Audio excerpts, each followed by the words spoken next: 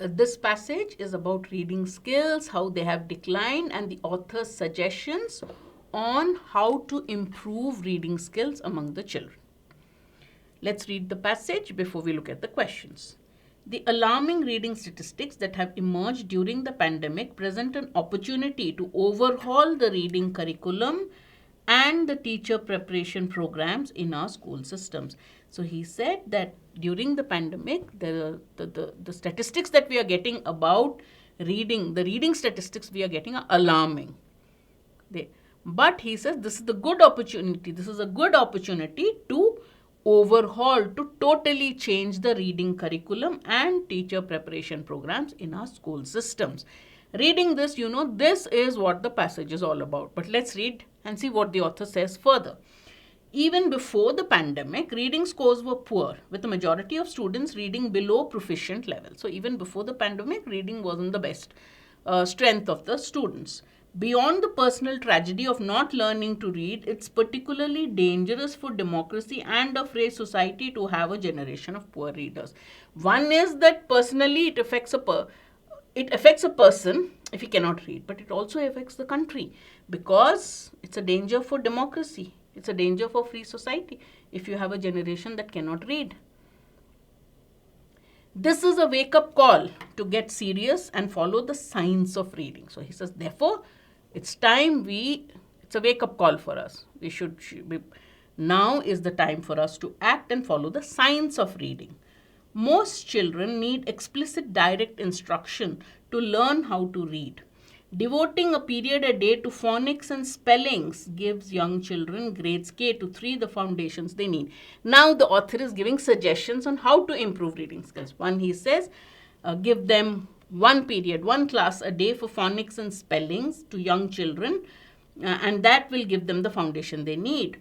Phonics is the Rosetta Stone. It is how we learn to decode the shapes on the page and turn them into words.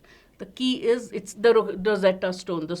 The Rosetta Stone is a stone that gives you clues. That's the main key to it. Holds the answer. So this Rosetta Stone, phonics is like that. It's like a solution to our problem. It will tell students how to read. Those letters, which are just shapes, suddenly take the form of words through the system of phonics. Comprehension strategies are important, but no matter how effective they may be for good readers, comprehension is important and they are effective for good readers, but they don't work if you can't read the words in front of you. How can you understand? How can comprehension happen unless you understand the words that you read? Right now, too many children are on shaky ground, and as they progress in school, their poor reading skills prevent them from reading more complex material, and a cascade of trouble follows. So he said this is the problem. Children are on very shaky ground. Why? Because if they don't know how to read now, as they go to higher classes, life becomes more and more difficult. Right? So a cascade is like a waterfall. A series of problems will follow. Schools need to make big changes fast. The changes have to be big and the changes have to be made really quickly. Schools don't need open-ended, vague reading programs that ask teachers to make it up as they go. We don't need unplanned, make it up as you go programs. Reading needs to be taught systematically and teachers need training. You have to teach reading systematically. To do this, you have to train the teachers. Most teachers want training so that they can do their jobs effectively. If a teacher has to teach reading effectively, he or she has to be given the correct training to teach reading effectively. Ringing alarmist bells about learning loss seems to place the blame on students. So the statistics show learning loss in students. But according to the author, this seems to put the blame on students, so many of whom have experienced trauma over the last 4 years, yet have shown resilience. They've faced so many problems during the pandemic, but they've showed resilience. They've shown the strength to face the problems and to bounce back. Let's start by redesigning our system based on what we know about how students learn best. And then, what does the author say? How do students learn best? Engaged in relevant learning experiences. So how do students learn best? When they are engaged in relevant learning experiences. By simply focusing on catching students up, we fail to examine the problematic ways we are measuring progress and delivering instructions. We are simply focusing on catching students up. Okay, do this, do this, do this, go to the next level. And in doing this, we don't examine the problematic ways. We don't understand that we are measuring progress in a different way, in a faulty way. Let's move the conversation from loss of learning that meets students where they are and gives every child the opportunity to thrive at any time, any place, any pace, any path, any place. All right, so he says, let's move. Let's move beyond this loss of learning and go to students where they are. We'll meet students wherever they are. From where they are, we will give every child the opportunity to thrive at any time, any pace, fast or slow, any path. You can choose the way you want to learn and any place. So give the child the freedom to learn in a way that is suited to him or her. When we returned to school in the fall of 2020, I suggested to my administration that I work exclusively with grades 1 and 2. So the author is a teacher.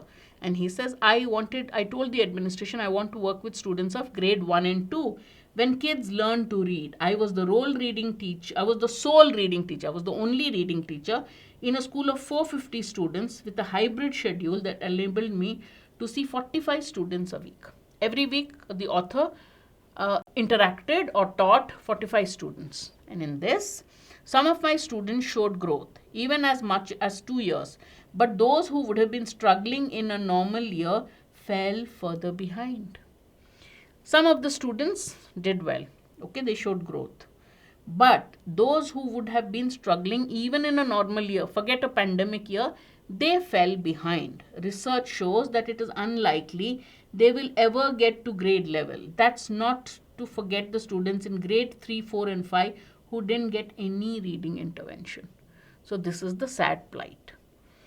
The scenario happened all over the country. A crisis in urban education is upon us. Students not going to school are falling behind in learning. Those who are already behind in learning wouldn't even finish that grade. So there's a big problem. There's an urban crisis that we are facing. Leaders at the state and university levels need to figure out what to do about it. The future of our country depends on it. All right? Easy to read passage, easy questions. The author discusses all of the following arguments in the passage except which one. So we are supposed to find out the option which is not mentioned in the passage. Free societies require a well-informed citizenry. He said yes, right? Democracies, if we have citizens who don't read, it is dangerous to our societies. That means free societies require a well-informed citizenry. Teacher training programs in universities need to be rebuilt. Did he say that? Let's find out. Poor reading skills lead to lots of difficulties in higher education. They are poor now. As they go higher, they have more problems. Yes. Poor readers in schools fell further behind their grades due to the pandemic. Yes, those who were behind in normal years fell further behind. So A, C and D have been mentioned. What's wrong with B? The author does mention universities in one sentence, but where training programs are concerned, he talks about training programs in schools, not universities. Therefore, B is the correct answer.